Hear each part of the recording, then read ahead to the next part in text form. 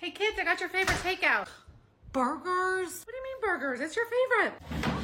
Why are you doing this? I didn't want that. Well, that escalated fast. There's obviously much more here going on than just the burger.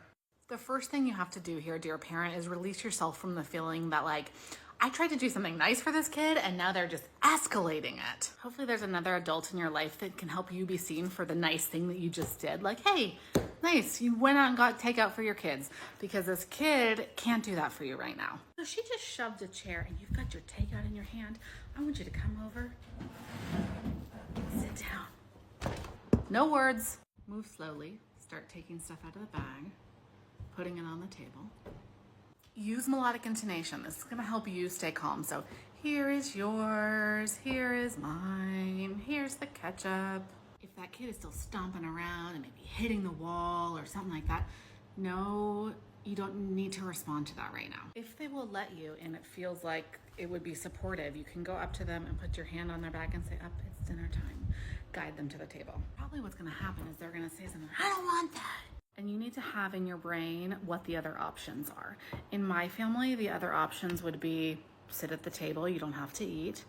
You can make yourself a PB&J. If your kid starts demanding, no, make me eggs and toast, I'm going for PB&J or just sit with us. Now this is really hot, and maintaining your cool here is going to be really, really key to the success. And so if there's another parent that can switch out with you, by all means, switch out. And the word that I would use to cue my partner is tag. That's a neutral word. It's not like, oh my freaking God, I can't handle this anymore. Get me out of here. You take over. It's just tag. Make sure that your interventions through this are fairly wordless. Adding more language is going to escalate this kid. If they are like hurting somebody or like throwing stuff and hurting the house or something like that, then whichever parent is most regulated can use their body to go up to them and get them into a safer space. I'm not talking about restraining, okay? Can you imagine what it would feel like if you felt this way and then somebody came up and restrained you? That is not a good thing. I'm talking about using your body to guide this child into a space. Now let's say in the course of all this, your child comes over here and they throw a bunch of books on the floor. We are absolutely going to clean this up, but it might not happen right now. Right now, I'm just trying to get this kid back to a ready state of cooperation. I'm focusing on their regulation, their breathing, their body language, their heartbeat, look in their eyes. Like, do they look like they're coming into the relationship with me? If they start to come back over to the table, and maybe they even come over here and they sit down with my family, I'm not saying anything. I might push the burger over to them or like get them a glass of water, but I'm not saying like that wasn't okay or you can't act like that. Now, the books are still over there pulled out. So after dinner is over, I'm going to continue through with very little language on like, getting the plates and stuff to the sink. And if the kid seems regulated enough, I'm going to say, okay, you and me got to go clean those books up. Let's go.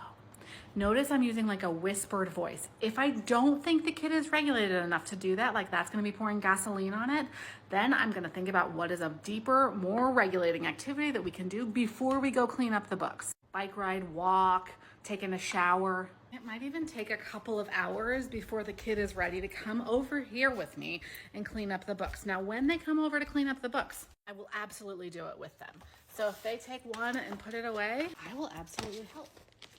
Now, depending on the age and profile of this child, I may praise them. Wow, you're doing it. Okay, if they're older or if they don't like a lot of praise and attention, I'm just going for like, wow, yeah, thanks. And then I need to spend some time really figuring out like, where did this come from? Why did this happen? And you probably need some help in addressing the root cause here.